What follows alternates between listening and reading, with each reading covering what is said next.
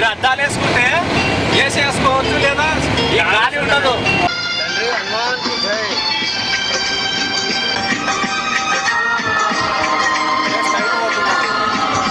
అది స్ట్రైట్ పోతుంది, స్ట్రైట్ పోతుంది. అన్నా ఈయనే ఉండనా, ఇక్కడే ఉన్నా బండి సార్.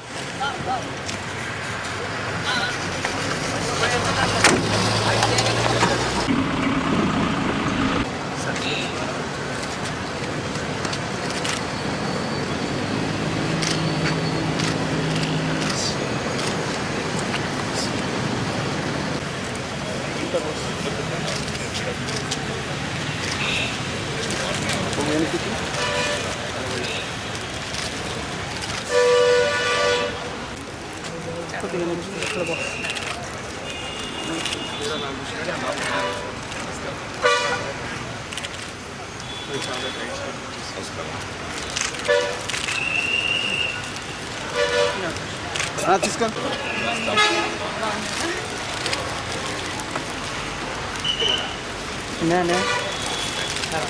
సిరి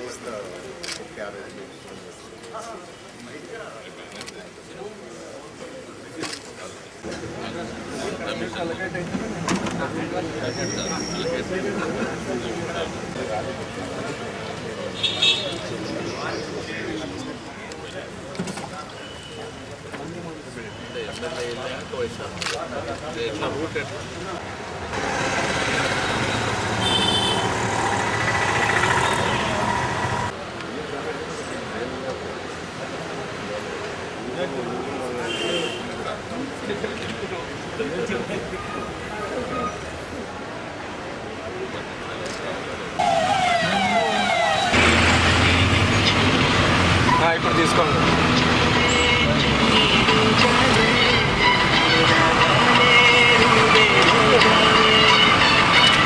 ఇంకా ముందు పోమంట.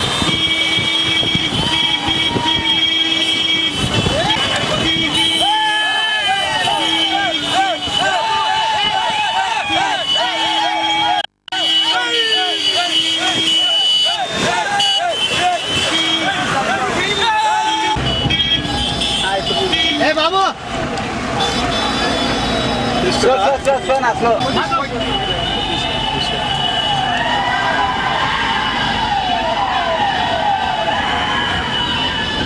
మన ముందు పోయినా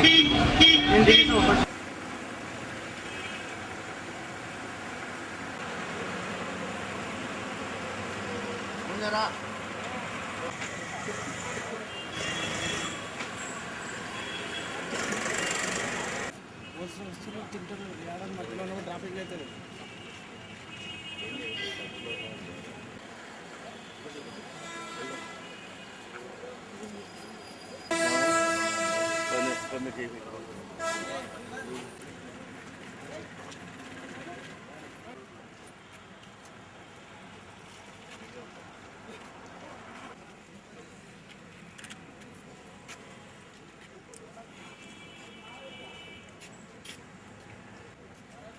హర్షవర్ధన్ రెడ్డి హర్ష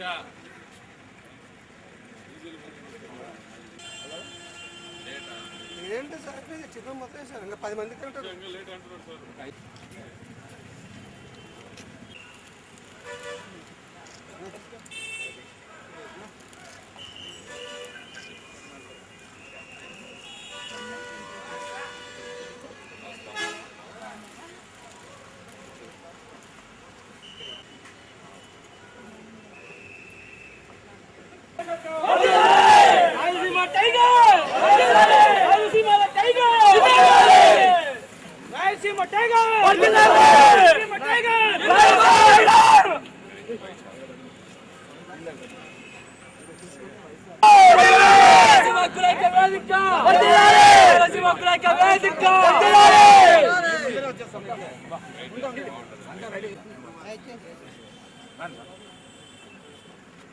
రాయలసీమ హక్కుల వేదిక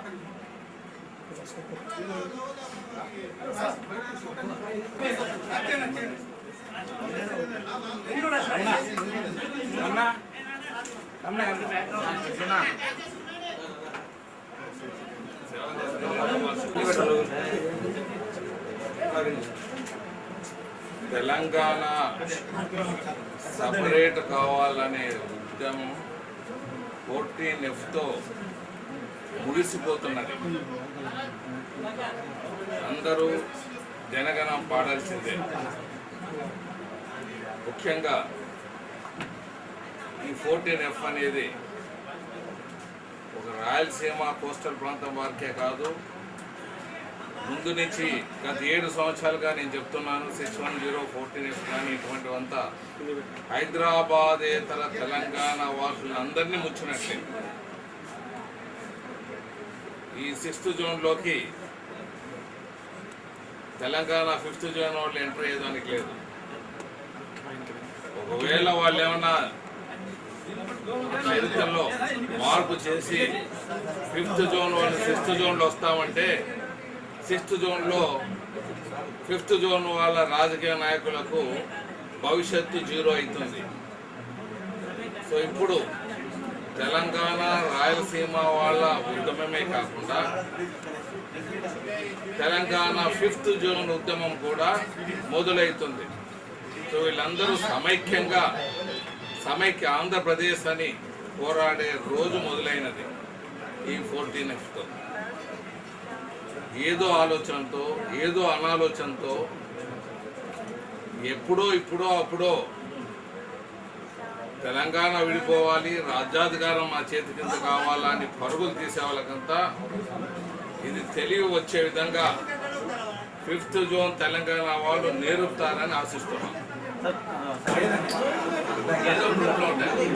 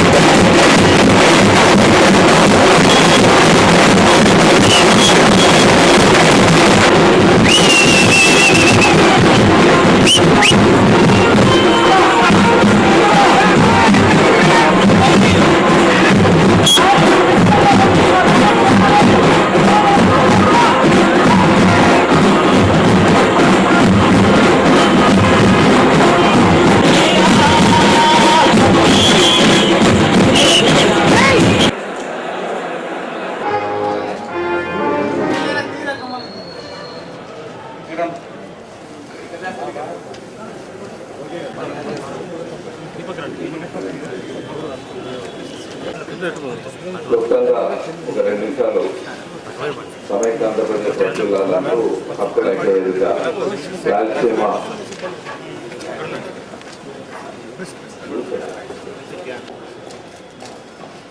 గ్రేటర్ రాయలసీమ సైనిక సేవాదళ్ రాయలసీమ హక్కుల ఐక్యవేదిక 14/8/2011 7వ వార్షికోత్సవం లలిత పరిషత్ అనంతపురం సమైక్య ఆంధ్రప్రదేశ్ వర్ధిల్లాలి. గ్రేటర్ రాయలసీమ సైనిక సేవాదళ ఆవిర్భావానికి అంకిత భావంతో యువశక్తి, కార్మికులు, రైతులు, క్రీడాకారులు, విద్యావంతులు ప్రతి ఒక్కరూ మన హక్కుల కోసం, మన ప్రాంతం వారిని కాపాడుకునే కోసం ఒక సైనికునిగా వేలాది మంది గ్రేటర్ రాయలసీమ ప్రాంతంలో ఏర్పడుతున్న 2వ సేవాదళ్ సమావేశానికి స్వాగతం పలుకుతున్నాను. గ్రేటర్ రాయలసీమలోని సంపన్నులు ఎక్కడైనా పోగలరు, ఏ ప్రాంతానికైనా వదిలి అభివృద్ధి చెందగలరు. కానీ ఈ ప్రాంతాన్ని నమ్ముకొని బతుకుతున్న కోట్లాది మంది ఏ ప్రాంతానికి పోలేని వారికి ఈ ప్రాంతం అభివృద్ధి చెందితే తప్ప మనకు భవిష్యత్తు లేదు. అందుకే రాయలసీమలో 2వ రాజధాని ఉండాలి.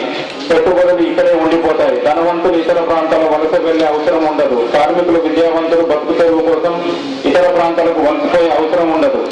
తెలంగాణ నాయకులు ప్రళయం సృష్టిస్తాం, తలకాయలు నరుకుతాం, నాలుకలు కోస్తాం, గోజీలు ఊడదీసి పరిగెత్తిస్తాం అని భయభ్రాంతులు చేస్తున్నారు. సెక్రటేరియట్ లోని రాయలసీమ ప్రాంత ఉద్యోగులను, ముఖ్యంగా మహిళా ఉద్యోగులు వేధిస్తూ అవమానాలు గురి చేస్తూ ఇటీవల తెలంగాణ నాయకులు బలిదానం కాదు బలి చేస్తామని బెదిరిస్తున్నారు. మన విద్యార్థుల నాన్ లోకల్ కోటాలో దామాషా ప్రకారం కోటా పరిధిలో తెలంగాణ యూనివర్సిటీలోని టీచర్లు యూనివర్సిటీలో చదువుతున్న వారిని భయభ్రాంతులను చేస్తున్నారు. కానీ మన ప్రాంతంలో కొన్ని యూనివర్సిటీల్లోనూ ప్రపంచ ప్రఖ్యాతిగాంచిన తిరుపతి దేవస్థానం, శ్రీశైల దేవస్థానంలోని నిధులు తెలంగాణ ప్రాంత వారికి మళ్లించడంతో పాటు రాయలసీమకు వస్తున్న వక్ఫ్ బోర్డు నిధులు తెలంగాణ ప్రాంతానికి మళ్లిస్తున్నారు. ఇక్కడ ఉద్యోగ అవకాశాలు కల్పించడం, పరుగులు తీస్తున్న ఈ అన్యాయానికి 1985లో శ్రీకారం చుట్టడం జరిగింది. జీవో 564 ద్వారా హైదరాబాద్, విశాఖపట్నం, విజయవాడలో పనిచేస్తున్న మన ప్రాంత ఉద్యోగులను శ్రీశైలం ఫారెస్ట్ ప్రాంతాలకు వేయడం, శ్రీశైలం ఫారెస్ట్ ప్రాంతంలో ఉండే తెలంగాణ కోస్తా వారిని సిటీకి వేయడం జరిగింది. రాష్ట్ర రాజధానిలో 5% కూడా లేని రాయలసీమ ఉద్యోగులకు 610 జీవో ద్వారా పరిమి కొట్టి 14F రద్దు చేసి అన్యాయం చేస్తున్నారు.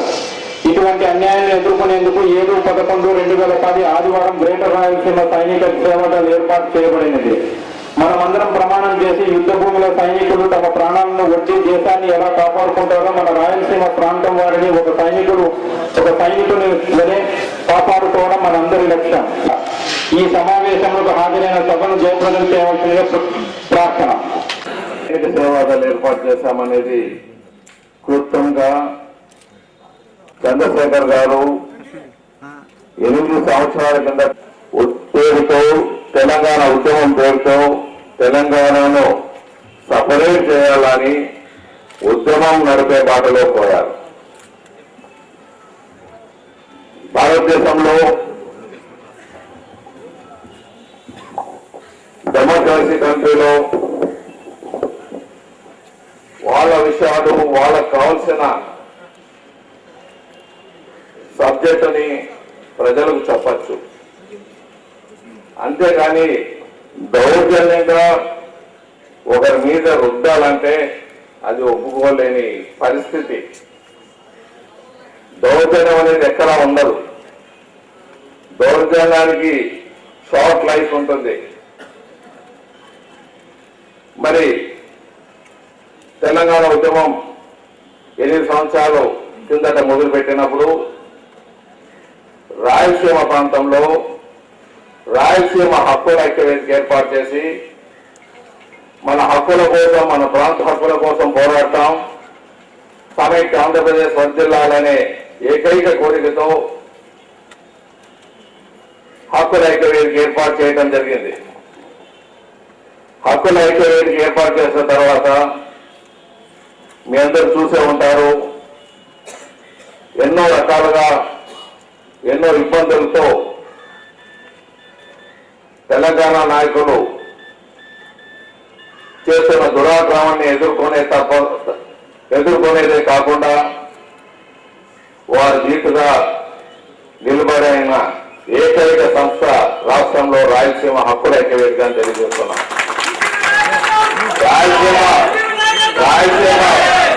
రాయలసీమ హక్కుల ఐక్యవేదిక ఏర్పాటు చేయటమే కాకుండా సీమాంధ్ర ప్రాంతంలో కూడా హక్కుల కోసం పోరాడండి. మన హక్కుల కోసం పోరాడుతూ సమైక్య ఆంధ్రప్రదేశ్ వర్ధిల్లాలనే దిశలో ముందుకు వెళ్తాం. అక్కడ కూడా ఉద్యమానికి వారిని బలోపేతం చేసేదానికి అన్ని సంవత్సరాలు అన్ని వేళలా రాయలసీమ హక్కుల ఐక్య వేదిక మద్దతు ఇచ్చిందని మీ అందరికీ తెలియజేస్తున్నాను.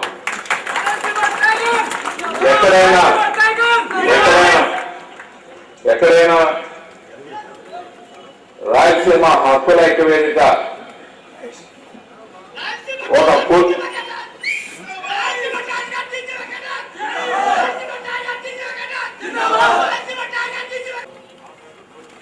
మన వాయిస్ ఇప్పించేదానికి లేదంటారు, మన వాక్ స్వాతంత్రం లేదంటారు.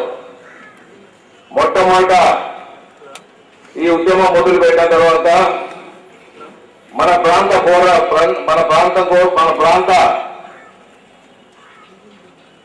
విషయంలోనూ సమైక్య ఆంధ్రప్రదేశ్ విషయంలోనూ కూకట్పల్లిలో ఒక పబ్లిక్ మీటింగ్ పెట్టడం జరిగింది. వారందరూ ఏం చేశారు అక్కడ చేసింది ఏమంటే జై రాయలసీమ జై ఆంధ్ర అంటూ కొంతమంది దుర్మార్గులు వచ్చి స్టేజ్ మీదకి వచ్చి మన నాయకుల్ని కొట్టబోయారు. కానీ మన రాయలసీమ ప్రాంతం వాళ్ళు బలోపేతులు, ఎవరినైనా ఎదుర్కొనే శక్తి ఉండేవాళ్ళు.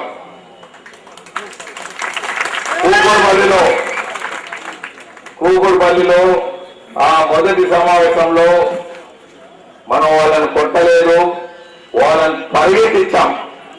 మన సమావేశానికి అడ్డుకున్నా ఇలాగే సమావేశం జరుగుతోంది, ఇలాగే వందలాది మంది వేలాది మంది ఉన్నారు అంటే సమావేశం చేసుకునే దానికి కూడా మనకు అర్హత లేదా?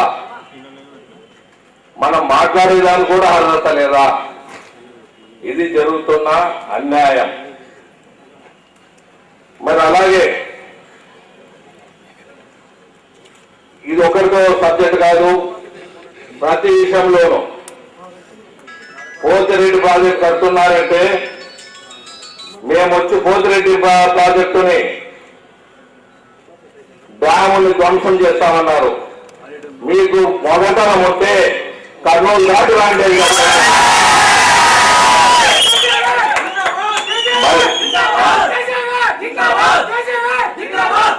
కర్నూలు దాటి రండి, మీకు పాల్గొంటే దమ్ముంటే రండి అని చెప్పడం జరిగింది.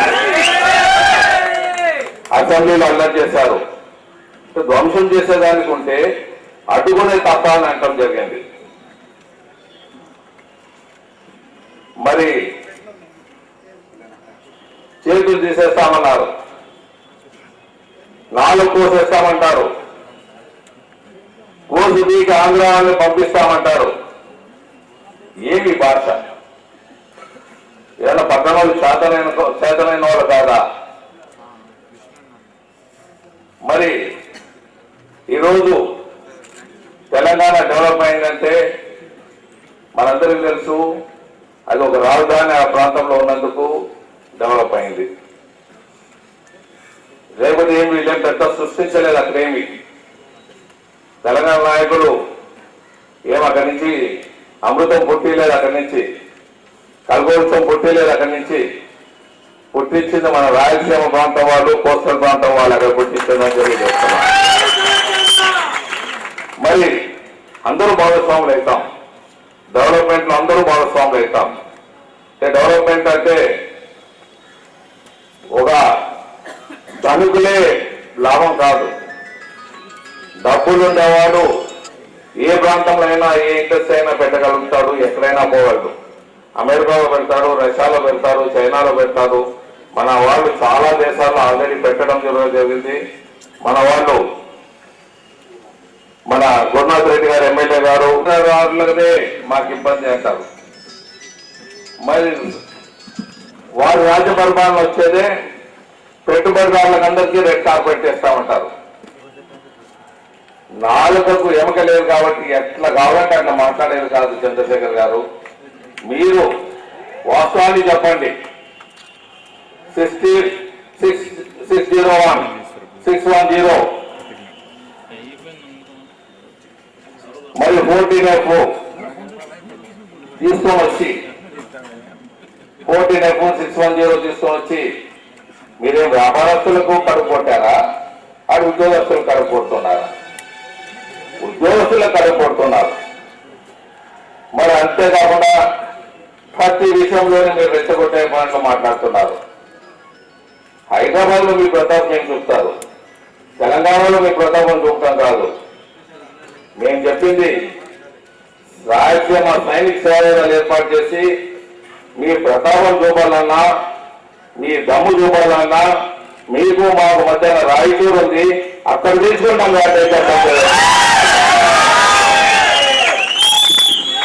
అంతేగాని మీ ఇంటి దగ్గరకు వస్తే మా ప్రతాపం చూస్తాము అనేది ఎవరు మాట్లాడతారు? అది నేను అనేది అట్లా కాదు మాట్లాడతాం. మీకు ప్రతాపం ఉంటే, ధైర్యం ఉంటే అప్పుడు పాండవులు కౌరవులు యుద్ధం చేస్తారు, ప్లేస్ నిర్ణయం చేశారు, ఇద్దరికి మధ్యలో ఉన్న ప్రాంతాన్ని నిర్ణయించారు, అక్కడ యుద్ధం చేస్తారు. అలా మీరు కావాలంటే దమ్ము ఉంటే అక్కడ లాంటి రాయచూరులో చేయించుకుంటామని చెప్పండి. సో మనం మాట్లాడేది ప్లీజ్ సార్ ప్లీజ్, మనం మాట్లాడేది ఇంత సబ్జెక్టు లోనున్నది. రాయలసీమ సైనిక సేవలు ఏర్పాటు చేసింది కష్టంతో వచ్చేదో తుపాకులతో కాల్చేది కాదు ఆయన. మన భారతదేశ రాజ్యాంగంలో ఉన్నది మమ్మల్ని మనం కాపాడుకోవచ్చు. సో మమ్మల్ని కాపాడుకోలేదానికి ఒక సైనికునిగా సైనికుడి కమిట్మెంట్ తో సేవా దృక్పథం అనేది ఒక కమిట్మెంట్ అనేది ఉండాలి.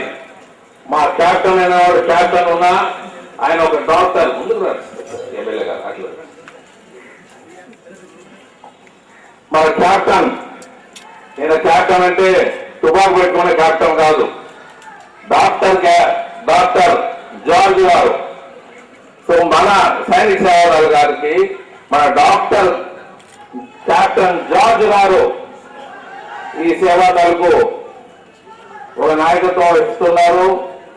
ప్రతి ప్రాంతంలోనూ ప్రతి పల్లెలోనూ సైనిక సేవలు ఏర్పాటు చేయడం జరుగుతుంది.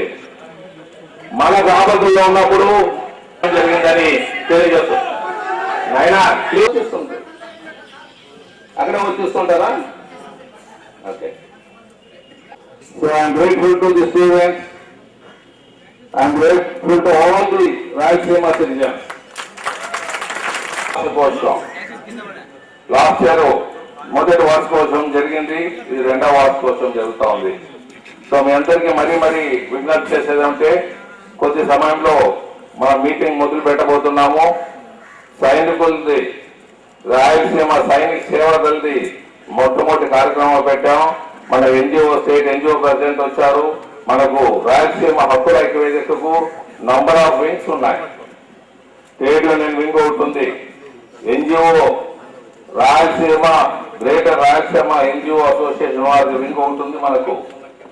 మరి అన్ని వర్గాల్లో మనకు వింగులు ఉన్నాయి. ఒక్కొక్కరి వింగ్ ఒక కెపాసిటీ. తెలంగాణ నాయకులకు మా కెపాసిటీ మా పవర్ చూపించే రోజు వస్తుందని తెలియజేస్తున్నాం. ప్రమాణం చేసే వాళ్ళు గ్రేటర్ రాయలసీమ సైనికుని సేవాదళ దృక్పథంతో సైనిక సేవాదళలో చేస్తాను. మన హక్కులను కాపాడుకోవడం, మన ప్రాంత అభివృద్ధి కోసం నిరంతరం అవినయ కృషి చేస్తాను. సేవాదళలో అంకిత భావము గల సైనికునిగా పనిచేస్తూ రాయలసీమ ప్రాంతానికి, రాయలసీమ వాసులకు అన్యాయం ఆదుకుంటామని రాయలసీమ తల్లి సాక్షిగా ప్రతిజ్ఞ చేయించున్నాను. హక్కులు సాధిస్తాం. సమైక్య ఆంధ్రప్రదేశ్ వర్ధిల్లాలి. ఆంధ్రప్రదేశ్ జిందాబాద్. గ్రేటర్ రాయలసీమ జిందాబాద్.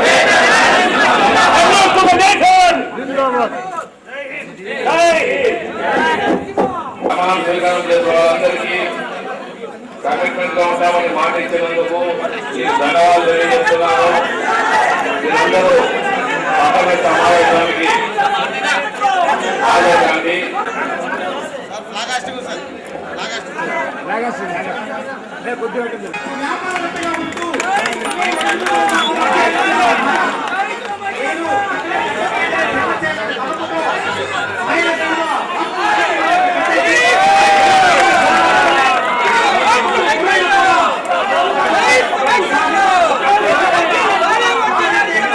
వశాత్తు ఇంతకు మునిపే అసెంబ్లీలో పాస్ కావటం జరిగింది.